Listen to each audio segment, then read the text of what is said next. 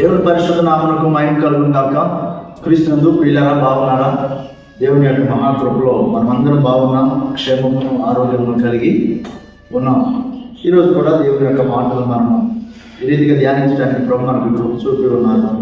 89వ అధ్యాయం కీర్తనల గ్రంథంలో 21వ వచనాన్ని మనము ధ్యానం చేస్తే, నా చెయ్యి ఎడతెగక అతనికి తోడై ఉండును, నా బాహుబలము అతన్ని బలపరచును. ఎంత అద్భుతమైన దేవుడు! ఆయన చెయ్యి ఎడతెగక తోడుగా ఉంచే దేవుడు, ఆయన బాహుబలము చేత బలపరిచే దేవుడు. ఎవరికి? ఆయనకి అందుబాటులో ఉన్నవారు కదా, ఆయనని సమీపించిన వారికి కదా. ఇప్పుడు ఒక వ్యక్తిని, ఒక చిన్న బిడ్డ ఉన్నాడు అనుకోండి, ఆ చిన్న బిడ్డని దవకను ముట్టుకోవటానికి, తొందరగా ముట్టుకోవటానికి ఆ పెద్ద ఆయనకి ఇష్టపడితే కదా. కొంతమంది చిన్న బిడ్డలు చూసి ఆ తల మీద చేయి ఉంచాలా, నిమృతి, మా జాగ్రత్త, చాలా బాగున్నాము, చాలా చక్కగా ఉంది, చదువుకో, చాలా మంచి భవిష్యత్తు అని చెప్పి వాళ్ళని తడుతూ ఉంటారు.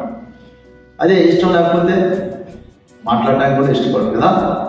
దేవుడు ఎంత మంచివాడు. దావీదు అనే అతన్ని దేవుడు ఎంతగా హెచ్చరించాడు, ఎంతగా ఉన్నతంగా దీవించాడు. మనం ఆలోచిస్తే దేవుని యొక్క చెయ్యి, దేవుని యొక్క హస్తం అతనికి తోడుగా ఉంచి దేవుని యొక్క హస్తం చేత ఆయన బలపరిచాడు. ఆయన బలపరచడానికి ముందుకు వస్తే కింద వచ్చిన మనం చదవగలం, ఏ శత్రువును అతని మీద జయమును అందడో, ఏ శత్రువును అతని మీద జయమును అందడు. దేవునికి అందుబాటులో ఉన్న వారికి ఎంత విజయమో కదా, ఎంత జయమో కదా. ఎప్పుడైనా ఆలోచించావా? దేవుని మనసును ఎప్పుడైనా ఎరిగి ఉన్నావా? దేవుని గురించి, ఆ దేవుని మనసును గురించి ఎప్పుడైనా స్తుతించావా? తప్పకుండా సహాయం చేస్తారు. దేవుడు నెట్టివేసే దేవుడు కాడు. ఆయన దగ్గరకు వచ్చిన వారిని ఎంత మాత్రం కూడా త్రోసివేయని దేవుడైనారు. దేవుని అంగీకరించిన అనుభవాన్ని కలిగి ఉన్నావా? తప్పకుండా మేలు జరుగుతుంది. ఒక చిన్న ప్రార్థన చేసుకున్నామా? ప్రేమగల ఉన్నతమైన తండ్రి, మీకు అందుబాటులో జీవించడానికి మాకు సహాయం చేయండి తండ్రి. మిమ్మల్ని హత్తుకుని జీవించడానికి సహాయం చేయండి తండ్రి.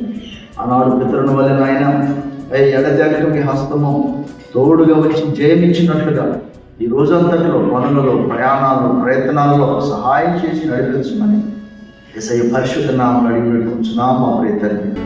ఆమేన్.